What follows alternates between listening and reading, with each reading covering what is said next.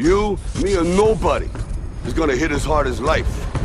But it ain't about how hard you hit. It's about how hard you can get hit and keep moving forward. What is an Ironman? It's a popular triathlon endurance race consisting of 3 disciplines: swimming, biking, and running.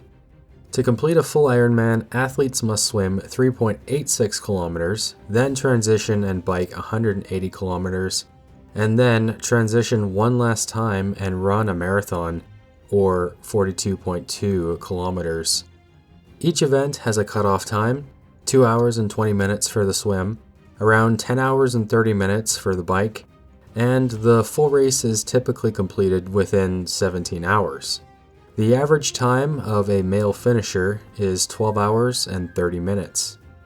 If you're looking for something physically and mentally hard to do that is a huge time commitment, then an Ironman fits the bill.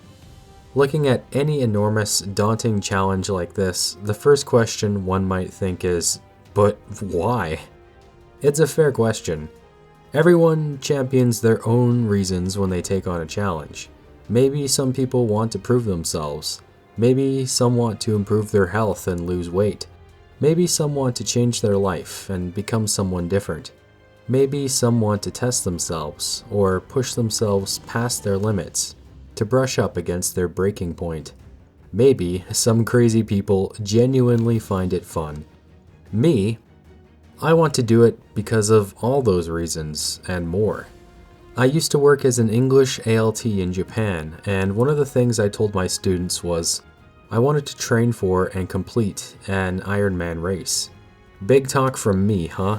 It was pretty easy for me to make that promise from the comfort of an air-conditioned classroom, but putting in the hours swimming, running, and biking, and the prospect of acquiring gear, traveling, and then finally taking upon a 12-hour race, it's overwhelming to consider everything all at once.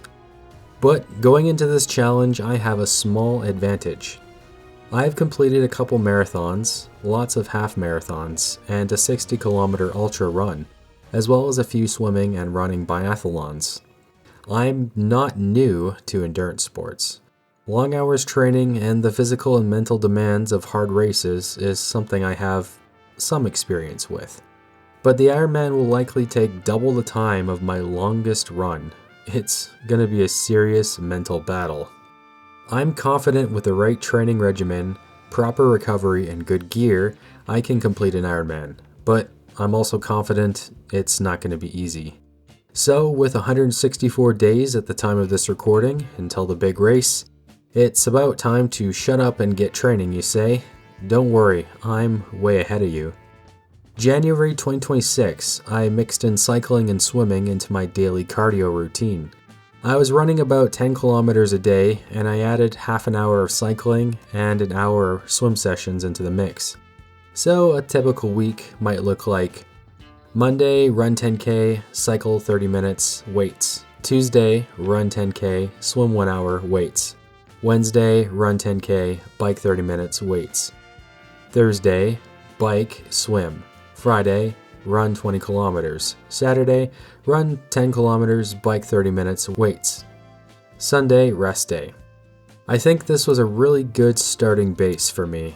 It's about 8 hours running, 2 hours biking, and 2 to 3 hours swimming, and about 6 hours doing weight training a week.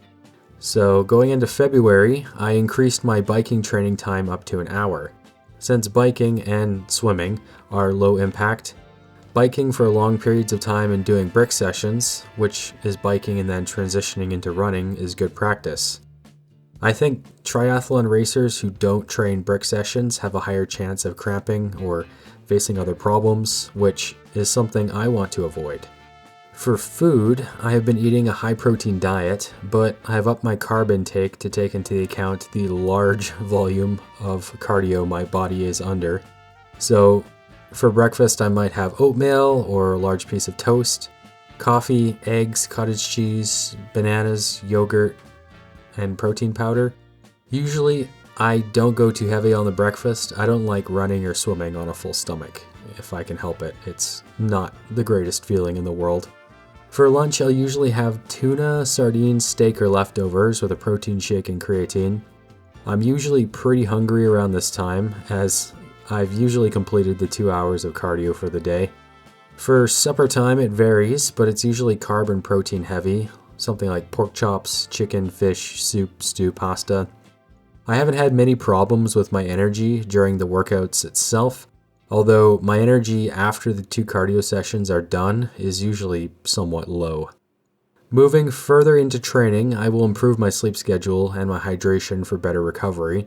I think some stretching would help too, as I found my body to be quite stiff and sore after being worked so hard. I do have a nice hot bath at the end of a training day to help muscle recovery and growth, and to soothe my muscles a bit. Strategic coffee use has helped slightly as well, as apparently caffeine can slightly reduce pain. Mentally, the training is difficult, and the long cardio sessions are pretty dull. I try to change up my music every now and then, and sometimes I throw on podcasts for long runs or long bike rides. I like listening to David Goggins, Sam Sulek, and Jocko Willink for workout motivation. My current gear isn't super impressive. I have a pair of old running shoes, I have a bike, I have swimming trunks and goggles, I have a running belt, sunglasses, and determination. I plan to pick up a proper road bike, a triathlon suit, a wetsuit, watch, and maybe some energy gels in the future. Ironman gear can be expensive, but it's pretty much mandatory. I might look into getting some things secondhand to reduce the cost. Looking at such a big challenge like an Ironman, there is a looming thought in the back of my mind.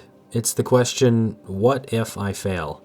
I guess the idea of failing this Ironman scares me. After all, it's a significant time and financial investment. But I think there's a couple ways to look at this challenge and any challenge to help push this way of thinking back. The first is that if there was no possibility of failure, then trying wouldn't be brave. This challenge would lose much of its appeal if I could somehow guarantee I would succeed. Second, if I fail, I can try again. This is only my first attempt, and if for any reason I fail, I can and will give it another shot. In the past, because of an illness, I missed running an official marathon race. So once I was in good enough health, I ran it solo for myself.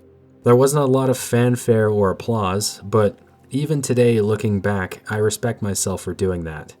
Third, win or lose, I'll be back to training shortly after anyway.